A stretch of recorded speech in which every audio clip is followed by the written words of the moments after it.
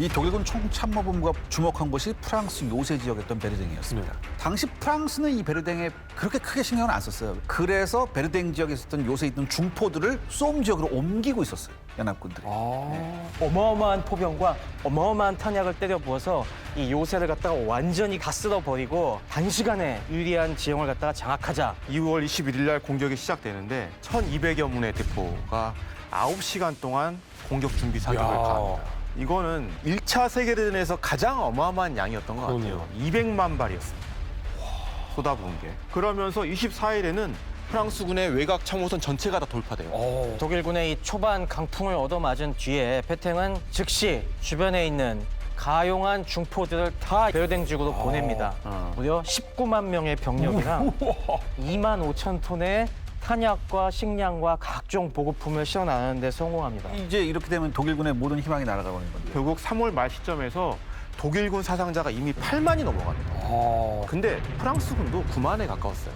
특히 이제 베르댕 전투에서 양측에서 나온 사상 피해자 중에서 70%가 포격에 의한 그러니까 이런 상황에서 아주 운 좋게 천운으로 살아남은 병사도 이른바 쉘 쇼크, 포탄 충격에 시달리는 병사가 속출합니다.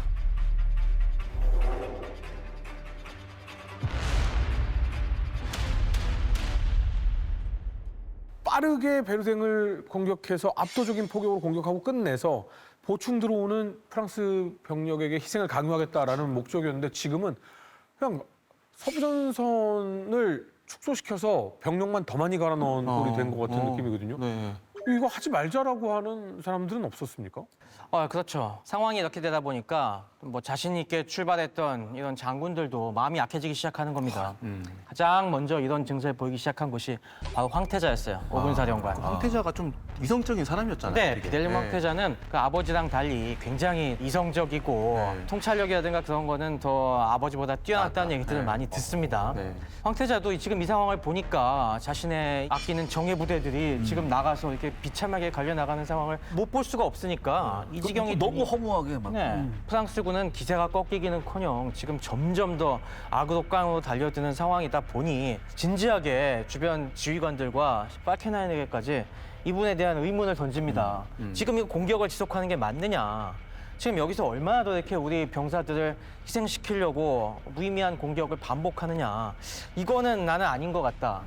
지금 우리의 작전 목표는 이미 어그러진 것 같으니 여기서 이제 공격을 중지시키고 우리가 다른 방안을 찾아보는 게 낫지 않겠냐 계속 얘기를 하지만은 이걸 갖다가 팔케나인과 황태자의 참모장 크노벨스도르프가 받아들이지 못합니다.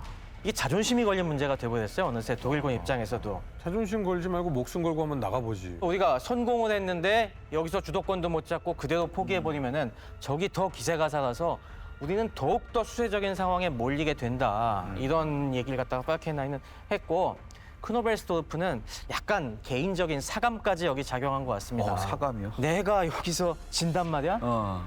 이럴 순 없지. 이건 나의 커리어의 먹칠이 되는 정말 역사의 수치가 될 것 같다. 그래서 무슨 일이 있어도 여기서 나는 승리를 쟁취해야겠다는 이런 좀 오기가 발동했던 것 같습니다. 그래서 안 됩니다. 여기서 우리가 어떻게든 승리를 해야 됩니다.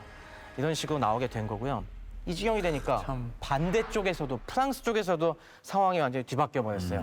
처음에는 베르댕 상황이 영 안 좋으면은 포기할 수도 있지라고 생각했던 것이 완전히 바뀌어 버렸어요. 이제는 여기가 점점점 베르댕이 프랑스 항전의 상징으로 이제 부각이 되기 시작을 하면서 여기서 밀려나면은 당장 정치가들이 난리가 나게 생겼어요. 안 그래도 정치권에서 지금 우리 장군들 이거 똑바로 지휘하고 있는 건 맞습니까? 라는 비난이 빗발치고 있는데 조프의 입장에서는 안 돼. 여기서 우리 밀려나면 나 잘려. 어떻게든 여기서 막아내고 거기서 만족하면 안 돼. 독일군을 이제 밀어내야 돼. 여기서 우리가 승리해야 돼라는 이런 반격까지 계속 이 닥달을 하게 됩니다. 그러나 여기 지휘관은 누구였습니까? 페탱이었죠. 페탱은 이런 압박 자체가 받아들일 수 없는 겁니다. 지금 이렇게 독일군이 기세등등한데 우리가 여기서 저걸 다시 뺏겠다고 반격을 한다고요? 이거는 제 부하들을 다 죽으라고 하는 거죠. 저 그거는 못 받아들입니다 하면서 또 반격 명령을 페탱이 자꾸 반기를 듭니다. 일단은 지키는 게 우선입니다. 이렇게 나오니까 조프가 막 부글부글 끓는 겁니다. 화가 나죠. 내 말을 거역하는 거야? 라고 하는데 그렇다고 자를 수가 없어요. 이미 언론에서 그동안 대서특필해서 프랑스의 국민 영웅이죠. 영웅이 돼 있었기 프랑스의 때문에 영웅인데. 이걸 경질하는 거는 역시 정치적으로도 위험했기 때문에 까방권 획득 상태네요. 네. 그래서 조프르는 자신의 말을 더 잘 듣는 새로운 지휘관을 임명하기도 합니다. 아, 패팅을 뺀다고요? 그냥 빼면은 역시 그것도 난리가 나니까. 난리가 나니까 이럴 때 쓰는 방법이 있죠. 영전, 영전을 영전시키는 시켜주는 거. 승진. 네. 그래서 패탱은 이 지역 야전군사령관에서 이 지역을 통과하는 중앙 집단군사령관으로 하나 격상을 시켜주고 직접 공격을 담당하는 이 야전군사령관으로는 공격 정신으로 충만한 인물을 임명하기도 합니다. 그래서 새 2군사령관이 된 것이 니벨입니다. 너무 유명한. 니벨은 사실 눈빛만 봐도 빠져든다는 사람이라고 해요. 그러니까 되게 어떤 매력적이기도 하고. 사진 보면 그윽해요. 네. 그다음에 이 화술도 굉장히 유창했다. 영어도 잘하고. 네. 문민 통제 국가다 보니까 장군으로서 출세하려면은 정치가들과도 관계가 중요하지 않습니까?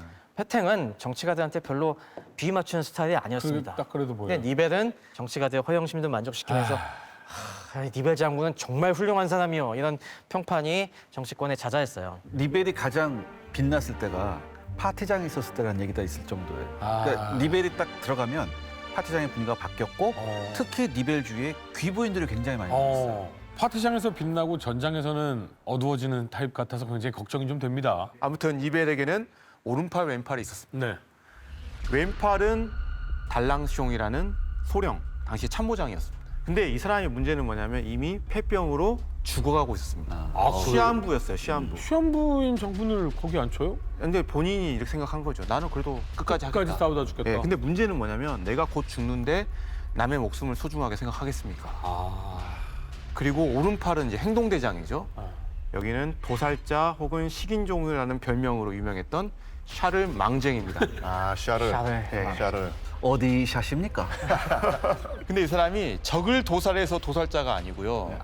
아군을 병사를 갈아 넣어서 도살자가 된 거예요. 남북전쟁에서도 그런 배웠던 그런 그러니까, 장군들 예. 있죠. 카스터 장군.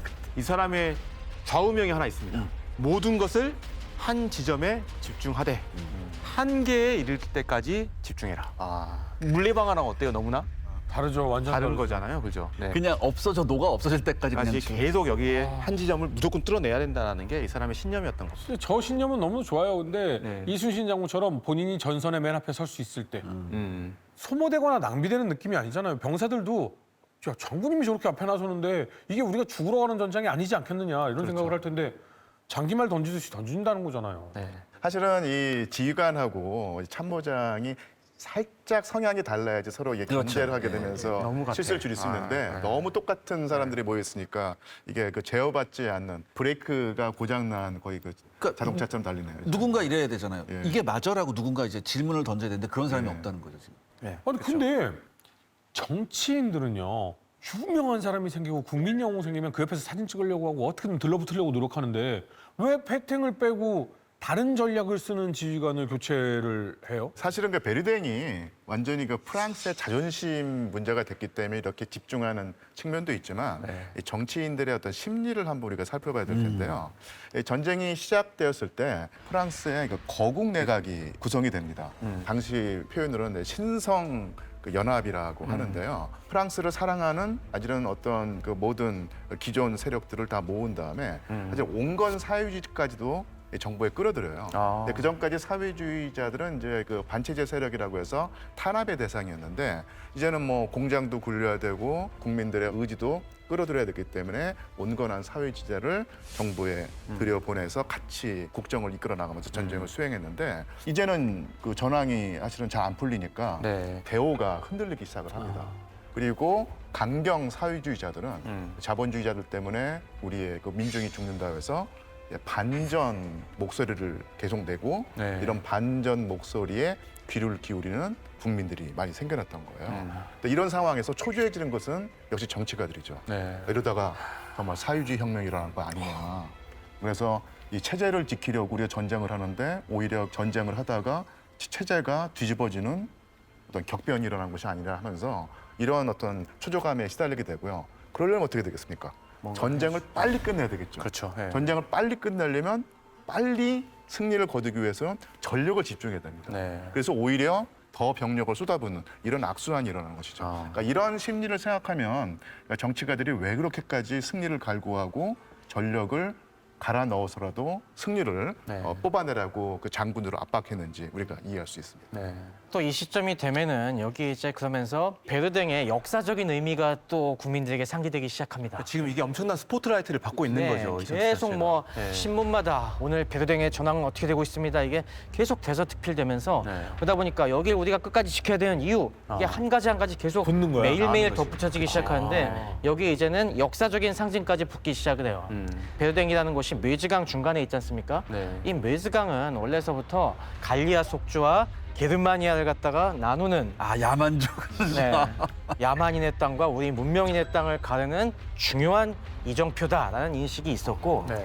그래서 원래 이 베르댕이라는 이 말의 어원 자체가 옛날 갈리아어로 강력한 요새라는 뜻이 있었다고 해요. 그래서 옛날부터 여기가 프랑스를 지키는 아주 단단한 보루다라는 그런 의식이 있었는데 이게 다시 상기가 된 거죠. 네. 거기에 프랑스의 수치, 보불 전쟁에서 프랑스군이 맥없이 무너지는 와중에도 가장 최후까지 저항한 요새 도시가 바로 베르댕이었어요. 그러면 그 프랑스 저항 정신의 상징인 그렇죠. 거네요. 그러니까 여기는 무조건 막아라. 그리고 반격해서 승리를 쟁취해라. 이 압박이 계속 들어오는 거죠. 그러니까 이번에는 독일 측에서 베르댕의 의미를 살펴볼 필요가 독일도 있는데요. 의미가 있어요? 여기는 우리 야만족의 땅이야. 이거야.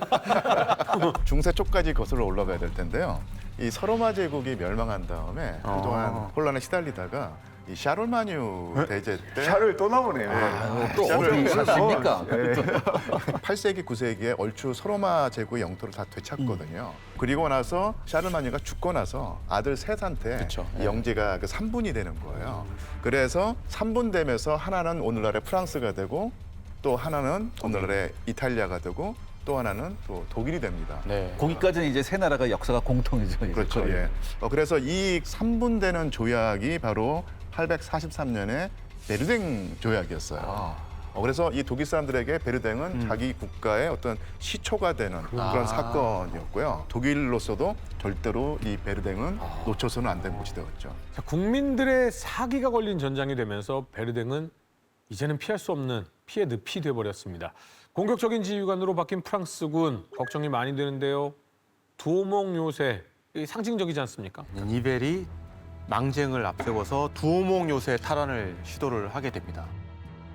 공격군 지휘관이었던 망쟁 같은 경우는 이미 2월 달에 두오몽 요새가 함락당했다라는 소식을 듣고 저건 내가 반드시 빼앗아야 된다라고 생각했었어요. 신념을 가졌어. 네, 그래서 결국 이 사람이 베르댕으로 오고 나서부터는 오로지 저 요새 탈환만 생각했던 사람입니다. 독일군이 점령하고 있던 이 두오몽 요새는 프랑스군 전체를 내다볼 수 있는 중요한 관측 지점이었습니다. 고지 위에 있는 또 하나의 요새인 거잖아요. 그렇죠. 그리고 실제로 독일군이 이곳에서 지휘소를 운영을 하고 있었어요. 그러니까 프랑스군 입장에서는 이렇게 망쟁이냐 아니냐를 떠나서 반드시 회복해야 되는 요새였던 겁니다. 그만큼 탈환하기 힘든 요새인 것 당연합니다. 사실이죠. 네. 독일군이 완강한 방어를 했기 때문에 실패했습니다.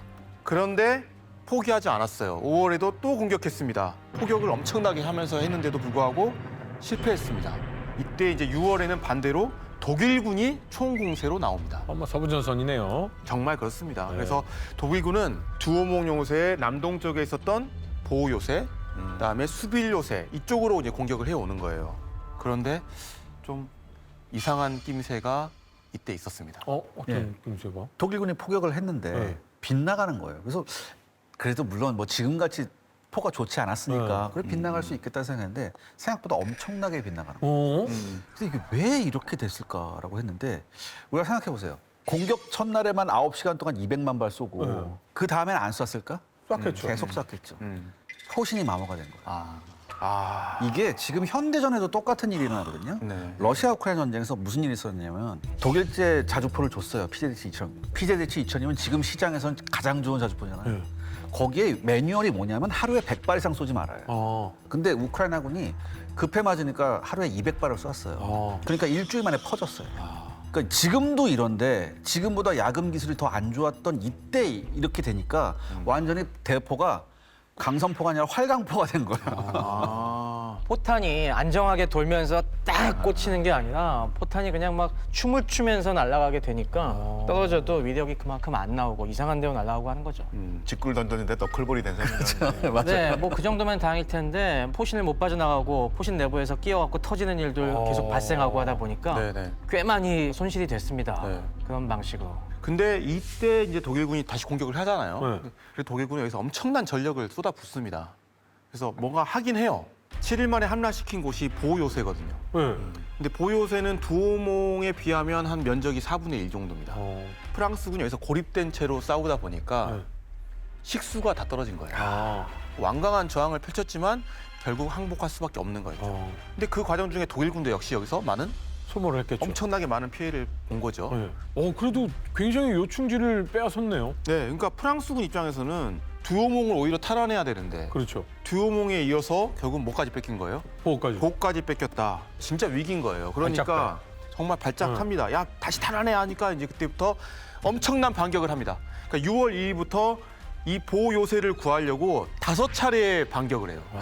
그러면 또 그 사이에 어떻겠습니까? 어마어마한 많은 소모전이 또 병력이 있었죠. 소모를 되는 거고 결국 6월 6일 날 5번째 공격이 끝났는데 네. 실패했습니다. 아. 또 공격을 내립니다. 총 6번째 공격까지. 해탱은 피눈물을 흘리고 있겠네. 그렇죠. 네. 그래서 이제 이 시기 프랑스군, 6월 초중반의 프랑스군은 2월 말에 처음에 거의 위태위태했잖아요. 네. 그 이후로 최대 위기였습니다. 아. 그리고 독일 입장에서는 반대로 최고의 기회. 최고의 기회였습니다. 네. 정말 이제 베르댕을 뚫을 수 있습니다. 네. 그런데 이때 예상치 못한 허준엠 시민도 예상치 못한 그 변수가 등장했어요. 제가 예상할 수 없는 부분이 있다고요. 네.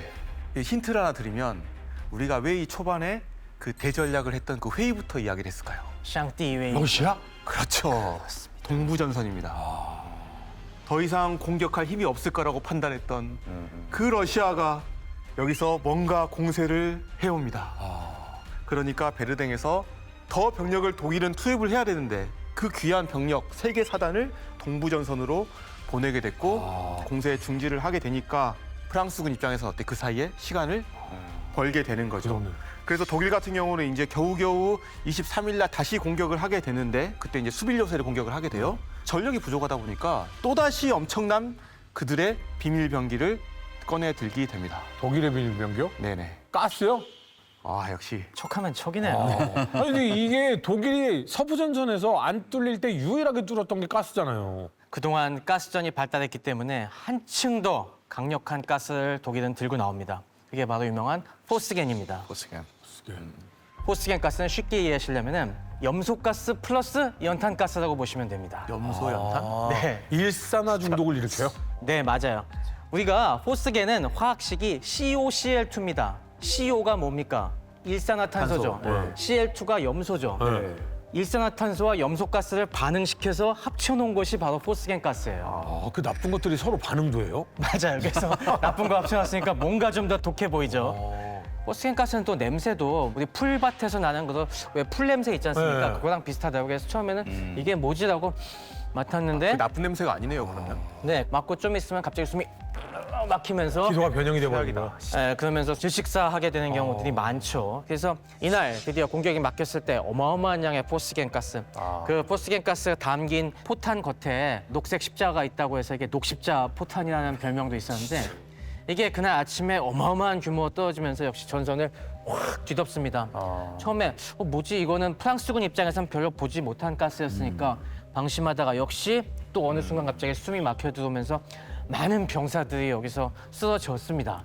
문제는 프랑스군이 이젠 독종이 돼갖고 앞에는 쓰러지더라도 뒤에서 곧바로 예비대를 갖다가 즉시 투입을 해갖고 독일군이 기회를 살리기 위해서 들어올 때쯤에는 이미 프랑스군 예비대도 나와갖고 맞부딪히기 시작을 했어요. 그래서 이 효과가 떨어지기 시작했고 또 그 다음 날이 되니까 독일이 이번에 쓴 가스가 포스겐이라는 게 딱 알려지면서 프랑스 쪽에서도 그거에 효과 있는 방독면 다 투입해라고 하면서 이틀째부터는 이 포스겐 공격의 효과가 크게 떨어지기 시작합니다. 그러니까 이 정도 되면은 양측이 화학적 지식까지도 어느 정도 다 평준화가 돼서 그렇네요. 이런 거에 네. 대해서 쉽게 무너지는 일이 발생하지 않는다는 거죠. 그만큼 지금 전쟁이 아주 팽팽한 양상으로 흘러가고 있었던 겁니다. 네. 정말 프랑스군이 죽기 살기로 막아냈고 동시에 이제 독일군 입장에서도 여기만 뚫어내면 되잖아요. 그래서 예비대를 더 달라고 요청을 합니다. 근데 팔켄하인이 거절했어요. 사실 여기서 예비대가 한 2개에서 3개 사단 정도만 있었어도 아마 뚫어냈을 겁니다. 그런데 팔켄하인이 주지 않았습니다. 근데 이때는 이유가 없어요. 왜? 정말로 줄 여력이 없었기 때문에. 안 준 게 아니라 못 준 거군요. 네, 못 준 겁니다. 결국 독일군은 6월 25일 날 프랑스군의 반격에 밀려나면서 그들의 공세가 일단락되게 됐고요. 조금 이제 다시 힘을 추스려서 7월 7일 밤에 또 공격을 합니다. 근데 이때도 날씨 때문에 실패를 하게 돼요. 그리고 10일 날은 자정에 또 공격을 하거든요. 잘 안 뚫립니다. 오히려 이 전투의 주도권은 프랑스군한테 가는 것 같아요. 뭔가 이유가 있었던 것 같아요. 그게 뭐냐면 니벨이 철저하게 준비한 또 다른 전술이 여기서 잘 먹히기 시작합니다. 그건 바로 포병들의 아주 정교한 대포병 사격이었습니다. 니벨이 원래 기병 쪽인데 기병 중에서도 기마포병 쪽 다뤄본 경험이 되게 많기 때문에 포수에 관심이 많았는데 이 당시 되면은 프랑스군이 각종 중포를 갖다가 대량 배치하면서 전술도 굉장히 세련되게 발전시켜 놓습니다. 이게 뭐냐면은 프랑스군이 일단 반격을 하기 위해서 준비 포격을 하지 않습니까? 준비 포격으로 빵 쏟아 부으면은 그 다음에 이게 어느 순간 딱 멈출 거 아니겠습니까? 공격하기 전에. 그러면은 딱 멈추는 신호를 보고 독일군도 즉시 반격 준비를 합니다. 참호에서 보병들은 쏟아져 나오고 즉시 이쪽 독일군의 포병 진지에서도 다시 다 포문을 열고 네. 적의 진지를 향해서 반격 사격을 갖다가 일제히 쏟아붓기 시작을 하는데 그 순간 포 진지가 노출이 되는 겁니다. 우리가 지금도 뭐 측지하시는 분 잘 아시겠지만 타는 분석이라는 거래요. 적의 포탄이 떨어지면은 그거 깊이랑 각도 같은 거 재갖고 적이 어디 적이 위치에 있는지. 어디서 포진지가 있는지를 거꾸로 재는데 포격 원점이 어딘지 잡아갖고 좌표 후방에 딱 불러줍니다. 즉시 프랑스군의 155mm 포들이 독일군 포진지를 향해서 날아가는 겁니다. 독일군이 그동안 용의주도하게 숨겨놨던 포진지들이 네, 이때 대거 망가져버려요. 아, 카운터 어떻게 당한 거군요. 네.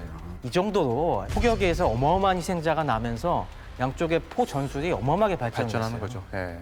근데 포격을 하려면 관측이 필수적이잖아요. 네. 근데 아까 말했듯이 모든 뭐 독일군 포대건 프랑스군 포대건 다 막 숨겨놨단 말이에요. 네. 숨겨놔서 이걸 잘 찾기가 힘들어요. 육안으로 찾기 힘드니까 가장 좋은 방법은 하늘에 떠서 보는 방법이에요. 그래서 이제 기구도 올리고 비행선도 하고 했는데 기구는 이제 움직이는 게 굉장히 힘들잖아요. 네. 그다음에 비행선은 또 느려요. 크고 그러니까. 그렇죠. 그래서 가장 좋은 방법은 비행기. 비행기예요. 그래서 비행기를 띄웠는데 비행기를 띄워서 항공 정찰을 하면은 쟤네가 관측하는구나. 네. 그럼 뭐 곧 포격이 쏟아지겠구나. 이런 생각을 하게 되겠죠. 그렇기 때문에 저쪽에서 정찰 비행기를 띄우면 이쪽에서 비행기를 띄워요. 같이 띄운단 말이에요. 네. 이러면서 기관총. 그래서 이제 포커가 이제 동조기구에서 네. 기관총 단 것 같이 했는데 여기에 이제 프랑스도 대항마를 내보내야 될 거 아니에요. 그래서 프랑스가 내보낸 대항마가 바로 뉴포르 11이라는 뉴포르 11이라는 새로운 전투기를 내보냅니다. 뉴포르 보시면 기체에 붉은 수탉이 있습니다. 붉은 수탉. 지금도 프랑스 국가대표 보면은 가슴에 수탉이 있잖아요. 근데 이게 80마력 엔진이었어요. 80마력 엔진에서 그렇게 엔진이 좋은 편은 아니었지만 이 뉴포르의 특징이 뭐냐면 시야가 굉장히 좋았습니다. 시야가 굉장히 좋아서 파일럿들의 칭송이 자자했어요. 근데 이게 사실 독일군처럼 동조기구가 있는 건 아니었어요. 하지만 저기 보시다시피 복엽기니까 2개 있잖아요. 네. 날개 위에 기관총이 있었어요. 그러니까 예전에 제가 한번 말씀드렸죠. 날개 위에 기관총이 있으면 그나마 이제 프로펠러를 피해서 전방으로 일직선으로 이렇게 쏠수 기관총을 있어요. 쏠 수 있는데 문제는 이제 재미나거나 탄약이 떨어지면 이게 문제가 되는데 밟고 올라가서 이렇게 못 친다면서요. 처음엔 그렇게 했는데 이게 위험하잖아요. 네. 그래서 영국 육군 항공대 소속의 포스터 병장이 레일을 하나 개발을 했습니다. 포스터 마운팅이라는 레일을 해가지고 딱 줄로 딱 당기는 거예요. 그럼 기관총이 쫙 내려와요. 그럼 여기서 이제 조치를 해서 다시 이제 올려보내요. 이 레일이 또 신통하게 뭐냐면 레일을 한 절반쯤 딱 내려요. 그 다음에 요걸로 독일군 전투기를 잡을 수 있었습니다. 밑으로 들어가요? 네, 바로 몰래 독일군 밑으로 쫙 들어가서 한번 슥 긁고 지나가는 거예요. 그러면은 독일군은 뭐한테 당했는지도 모르고 이제 격추되는 거죠. 하지만 아무래도 날개 위에다가 기관총을 하는 건 비행기가 선회하고 이럴 때 무게중심 문제도 좀 있었나 봐요. 그래서 결국에는 시간이 지나면서 독일하고 똑같은 동조기구를 프랑스군은 모든 연합군 전투기에 이제 실리게 되죠. 아무튼 이 뉴포르 11 전투기가 굉장히 성능이 좋았기 때문에 프랑스뿐만 아니라 영국 해군 항공대, 네덜란드 공군, 그다음에 벨기에군, 심지어 러시아군까지 썼습니다. 연합군 공용이네. 이러면 하늘에서 계속해서 포탑을 관찰하고 우리가 공격해야 될 포인트를 정해야 되는데 하늘 싸움에서 연합군이 제공권을 드디어 차지하는 거예요? 처음부터 이렇게 차지했던 건 아니고요. 베르댕 전투 초반만 하더라도 여전히 하늘은 독일, 그렇죠. 포커 아인데커를 앞세운 독일의 차지였습니다. 원래 독일도 포병을 1200문이나 운용을 하다 보니까 당연히 항공 관측이 굉장히 중요하다는 걸 인식을 하고 원래 전투 초기에 항공기들도 굉장히 많이 배치했어요. 그래서 전투 초반에는 이 지역에 독일이 280대 정도를 배치했습니다. 되게 많이 배치했네. 네, 그러면서 정찰기들이 기본적으로 활약하고 전투기는 그 정찰기들이 원활하게 활동을 할 수 있게 보조하는 역할이었어요. 그러니까 항공력이 직접 적을 때리는 것이 아니라 아군의 포병이 때리는 걸 원활하게 하기 위한 중요한 수단으로서 필요한 거죠. 네네. 근데 이게 그런 식으로 독일이 하늘을 장악하고 계속 포를 떼어대니까 여기 딱 뒤만 패탱이 포병 모으듯이 주변에 있는 수많은 프랑스 부대에서 가용한 전투기들을 다 긁어모읍니다. 그래서 전 전선에 있는 전투기의 절반, 한 226대를 여기다 집결을 시켜요. 그러면서 본격적으로 제공권을 뺏어오는 작전을 시작을 합니다. 이전까지 독일이 더 우수한 포커 아인데커를 갖다가 운용을 하고 있었기 때문에 프랑스는 이거 안 되겠어. 쪽 수앞에는 장사 없다. 그러니 우리는 수적인 우위로 밀어붙이자. 이 당시에는 보통 출격할 때 정찰기 한 대가 뜨면은 거기 독일기는 어모 전투기도 한 대나 두 대 정도 붙는 게 기본이었는데 프랑스는 여기에 한 10대씩 붙입니다. 그래서 독일에서 한 얘기가 야, 쟤네들은 정찰기 2대에 전투기 12대를 붙여서 보내네. 이러다 보니까 아무리 동조기구를 갖춘 포커 아인데커라도 이게 12대가 떼거지로 한꺼번에 달려들면 장사 안 상대하기가 되죠. 네. 어려워지는 겁니다. 그러면서 이제 점점점 밀려나기 시작을 했어요. 물론 우리가 전투기 뜨면 다 이제 뭐 전투기끼리 싸움만 하는데 이 프랑스군 전투기 이 편대에는 독일군 정찰기만 쫓아가는 애들이 따로 있었어요. 왜냐하면 당시 독일군 정찰기 파일럿들이 지금으로 보면 엄청난 수준의 정보 장교였어요. 왜냐? 우리가 포를 쏴서 어디다 떨어뜨려야 될지 분석. 해야 되잖아요. 네. 그럼 지도를 먼저 갖고 올라가요. 근데 이 지도에 부채꼴 모양으로 100m마다 이렇게 선이 그어져 있어요. 그럼 자기가 하늘에 올라가서 자기가 하늘에서 보는 지형하고 자기 지도가 맞는지. 보는 지형하고 네. 딱 맞는 데다가 네. 어디 있다고 여기서 찍어요. 이거를 수십 대의 정찰기가 같이 찍어서 내려와서 이거를 퍼즐을 맞추는 거예요. 그래서 쏴야 된단 말이죠. 그러면 조종하면서 이걸 보면서 이렇게 해야 되거든요. 네. 이게 하루아침에 나오는 숙련도가 그렇죠. 아니에요. 그러니까 이런 사람들이 굉장히 중요한데 이런 거를 전투 한번 나가서 한 서너 명 한꺼번에 잃어버린다? 굉장히 큰 손실이에요. 그렇죠. 그래서 드디어 5월 달 정도가 되면은 제공권이 완전히 프랑스 쪽으로 넘어옵니다. 아까 우리가 5월, 6월 이 네. 전투에서 프랑스군의 포병이 독일의 공세를 네. 번번이 무산시킨 데는 바로 이 제공권을 장악당한 이유도 굉장히 큽니다. 대포병 전술이 위에서 여기서 내려보면서 계속 독일군 포대 위치와 주요 거점들을 쫙 좌표를 갖다가 찍어서 알려주니까 강력한 프랑스군의 155mm 포들이 정확하게 때릴 수가 있었던 거죠. 그래서 독일이 이 당시에 이 지구에 있었던 굉장히 유명한 에이스 파일럿이 바로 벨케였습니다. 벨케. 이렇게. 그래갖고 벨케가 여기서 전과도 되게 많이 올려갖고 나이가 25살밖에 안 됐는데 원래 독일 그 당시 군 인사법에는 대위 승진은 최소 연령 제한이 있어갖고 아, 그래요? 30세 이상이어야만 대위로 진급할 수 있다는 규정이 있었는데 너무하네. 비렐리 미세가 너무 감격해서 25살인데도 불구하고 특별 진급을 시켜줄 정도였거든요. 그래서 이 벨케가 안 되겠다. 우리도 더 조직적인 전술로 상대해야겠다 해갖고 현대 전술을 창안하기 시작합니다. 독일군도 네. 3대씩 짝을 지어갖고 3대가 한 조로 적기를 갖다가 공격을 하자. 이 전술을 창안하면서 절치부심해서 딱 그 상대하려고 했는데 이때 큰 사건이 벌어집니다. 이 당시에 이 한창 격전이 벌어지고 있던 6월 18일에 저 북쪽에 영국군을 상대하고 있던 쌍두 에이스 임멜만이 교전에서 전사하는 일이 벌어집니다. 격추돼서. 인맨말 턴도 있고 막 네, 그러잖아요. 인멜만 턴 이렇게 가서 이렇게 탁 돌아오는 그 턴인데 이걸 현란하게 하다가 격출당해 버렸어요. 왜냐하면 그때도 영골이 굉장히 많이 달려들었거든요. 네.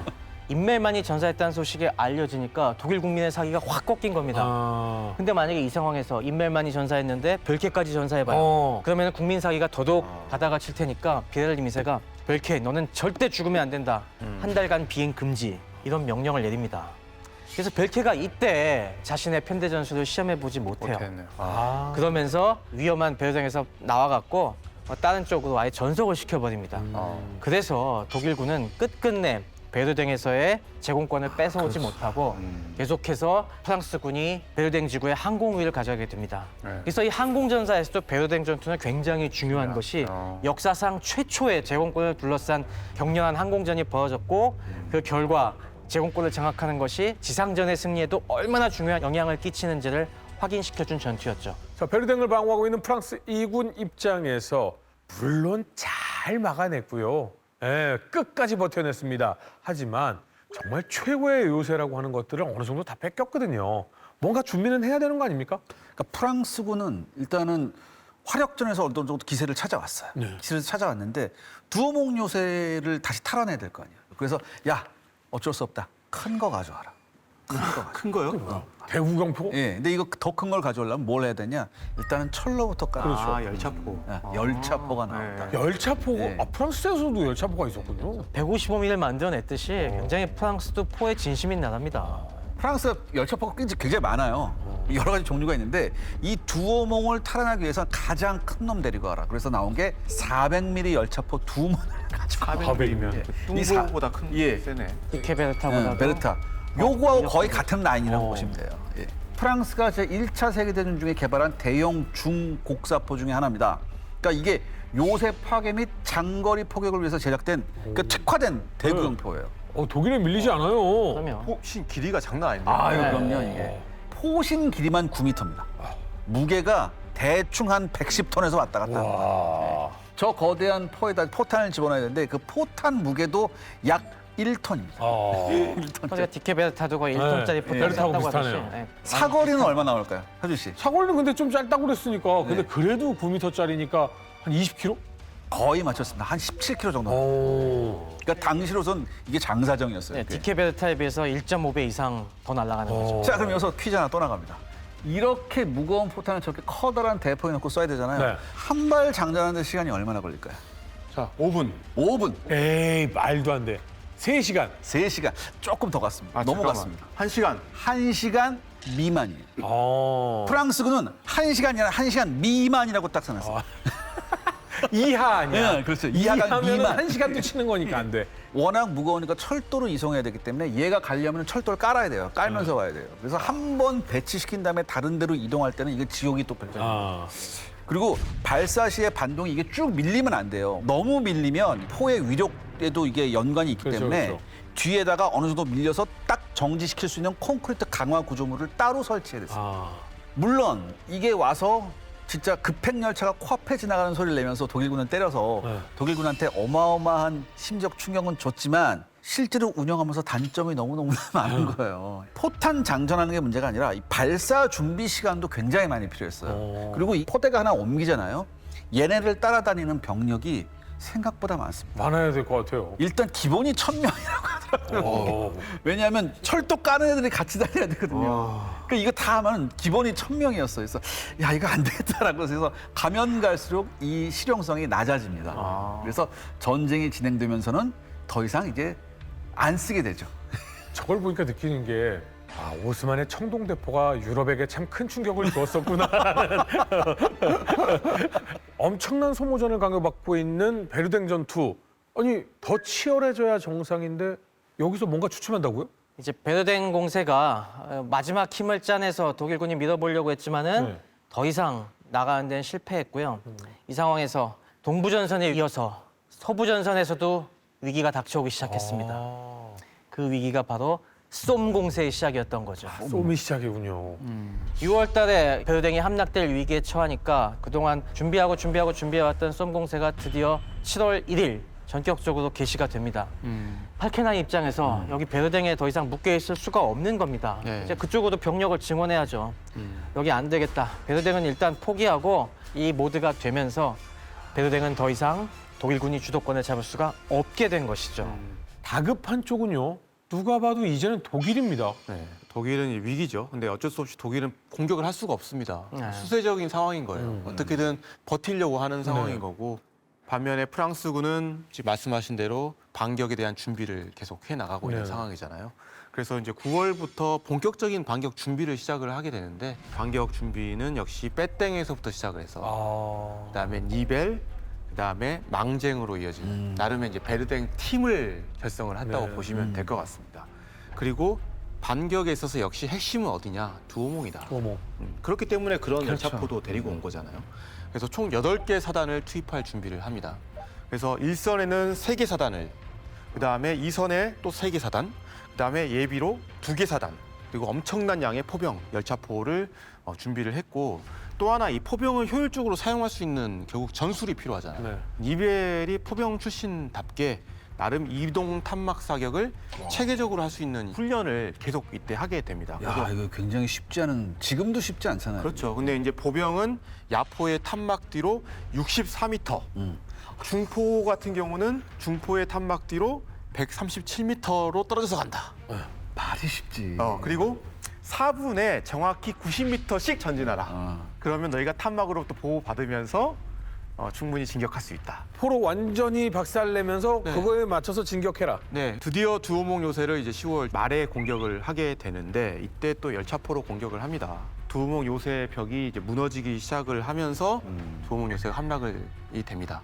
사진 한번 보시면 얼마만큼 저게 피해를 받는지. 와. 네, 포탄 자국인 거잖아요, 저거 지금. 그렇죠. 네. 네.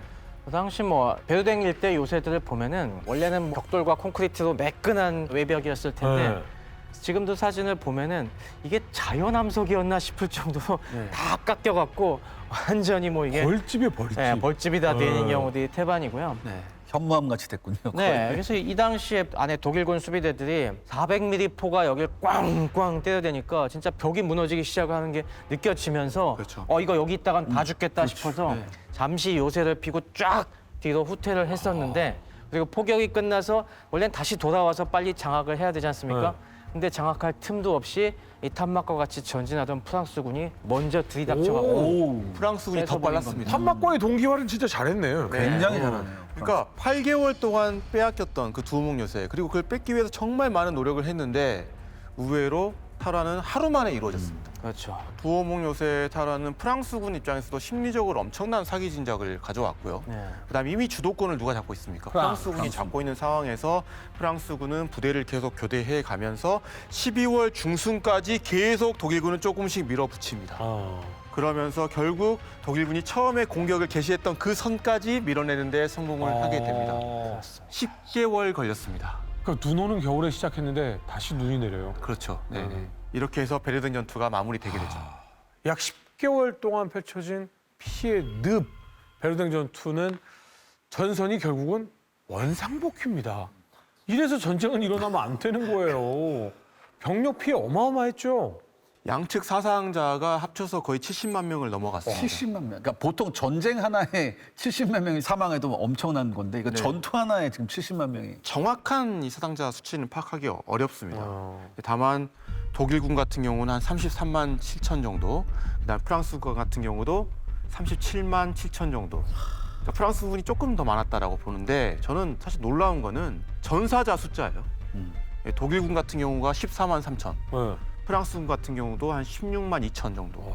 근데 이게 사상자 대비 전사자 비율이 그렇네요. 한 2분의 1에서 그렇죠. 3분의 1 사이잖아요. 이거는 역사상 단일 전투에서 가장 높은 전사자 수치입니다. 그러니까 그만큼 좁은 면적에 얼마나 많은 포를 맞았다는 거잖아요. 그러니까 살아남기 힘들었다는 얘기예요. 네, 그리고 부상을 당해도 곧 이게 뭘로 이어졌습니까? 사망으로. 네, 사망으로 이어졌다라는 부분인 것 같아요. 그러니까 물론 이 독일군 입장에서 베르댕을 처음부터 소모의 늪으로 하려고 했는지 아닌지는 이제 논란이 있지만 아무튼 결국 독일군보다 프랑스군을 더 많이 죽여서 프랑스군을 전선에서 이탈시키겠다는 팔켄하인의 의도는 실패했던 거고 결국 독일군 역시 프랑스군이랑 비슷한 피해를 그래요. 분명히 입었던 것 같고 결국 그렇기 때문에 베르댕 전투가 전쟁의 본질 무엇을 위해서 이렇게 많은 병사들이 희생해야 되느냐 맞아요. 이런 근본적인 물음을 던졌게 됐고 결국 전쟁 이전에 탄탄했던 그 사회 혹은 국민들 그런 정신적 결속 이런 것들을 무색하게 만들었고 다 와해시켰고. 이 이후에 지휘관들도 야 이제 지금까지 우리가 했던 걸로는 이 전쟁 이기기 쉽지 않겠네 이런 또 생각도 하게 되는 겁니다. 그러면서 군사적 승리, 신속한 군사적 승리도 그런 기대가 이제 사라졌고 결국 이 이후에는 이 총력전, 이 무자비한 이런 전쟁에서 누가 더 오래 버티느냐 살아남기 위한 이제 전쟁이 됐다라고도 볼 수 있을 것 같습니다. 그 잘난 지휘관들의 내가 이렇게 하면 적의 피해는 엄청나고 우리는 적을 거야.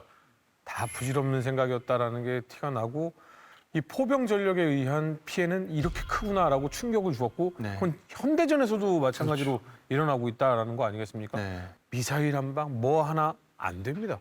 결국은 이런 재래식 전력이 엄청나게 중요하다는 건 지금도 이어지고 있는데 네. 사실 이 역사를 얘기하는 우리들도 이렇게 충격을 받는데 현장에 있었던 병사들한테는 너무나. 엄청난 그렇죠. 좀 피해가 있었을 것 같다는 생각이 좀 들어요. 그래서 이 프랑스군의 특히 이제 병사들의 인식의 변화가 일어나는데요. 누가 뭐라고 해도 전쟁 초에 애국심에 차서 그렇죠. 예. 분위기가 들떠서 싸움터로 나갔던 병사들이 이제는 이런 피해 늪에 빠진 다음에 아 정말 이것은 무의미한 행위다. 내 목숨을 갈아 넣을 필요가 있겠는가라는 어떤 그런 염전 사상이 상당히 강해지고요. 이때부터 슬슬 프랑스 군에게도 항명 사태가 일어나고요. 항명을 넘어서서 이제 폭동까지 거의 반란 비슷하게. 일어나는 상황이 됩니다. 반면 독일도 사실 상태가 좋지 않습니다. 독일에서도 마찬가지로 지금까지는 대오를 잘 유지해서 전쟁을 수행해 왔는데 이제는 독일 내부에서도 이제는 전쟁을 끝내야 된다라고 하는 민간인들의 목소리, 특히 사회주의 세력의 그렇죠, 목소리가 공산주의. 나오게 된 거예요.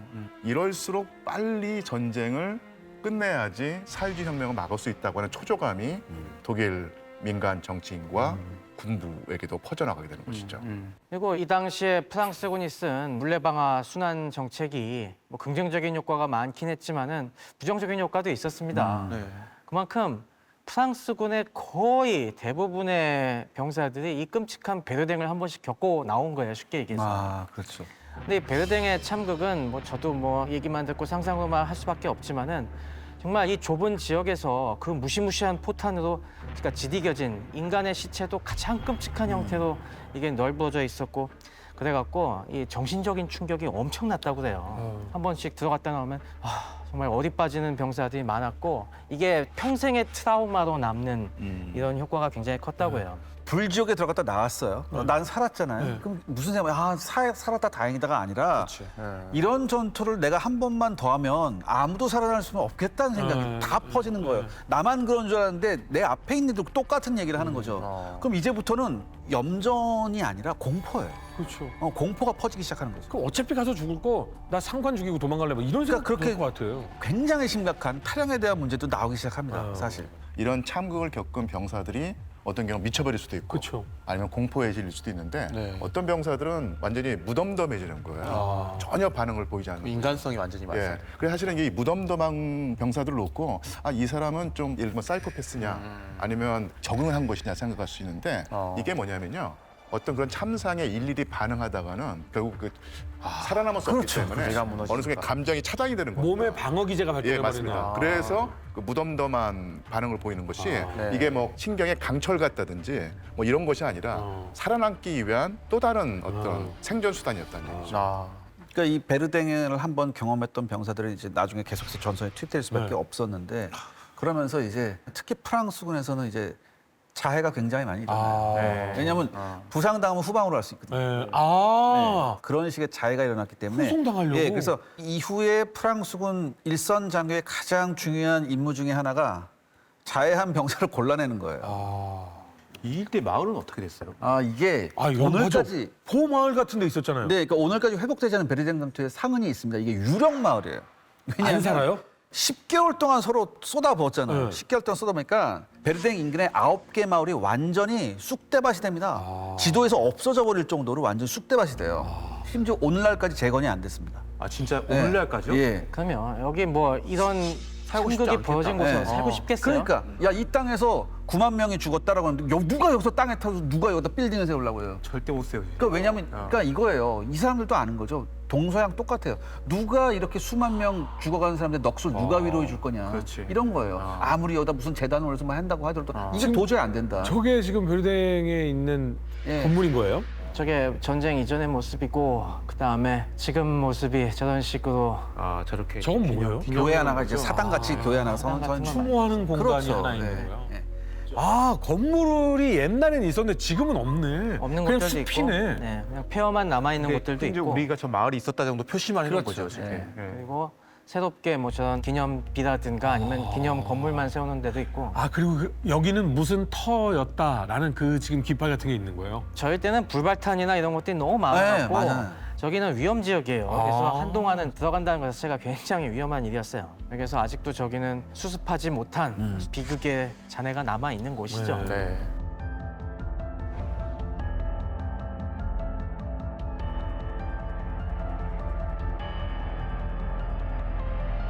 그리고 뭐 이것들이 결국에 집단 기억으로 많이 남아갔고 그래서 우리가 2차 세계대전 얘기를 하겠지만 나중에 마지노선을 만들게 된 중요한 계기가 배후된 전투이기도 했습니다. 이걸 수많은 프랑스 장병들이 보고 겪고 나서 다시는 이 땅에 이런 전쟁이 일어나면 안 되겠다. 전쟁을 막기 위해서는 무슨 짓이라도 해야 된다라고 해서 나중엔 조롱받긴 하지만은 마지노선을 구축했던 것도 더 이상 이 땅이 그런 참국에 휘말려서는 안 된다는 그런 생각 때문에 그게 통과가 됐던 거거든요. 그렇죠. 네. 자, 하지만 전쟁은 아직 끝나지 않았습니다. 1916년 다시는 일어나지 말아야 할 것 같은 전투가 또 다른 곳에서 시작되려 합니다.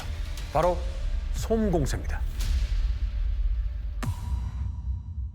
쏨 공세도 샹띠웨이에서 하겠다라는 방침은 정해놓은 다음에 제일 크게 바뀐 거는 주공과 조공이 바뀌었습니다. 영국이 주공이 됩니까? 네.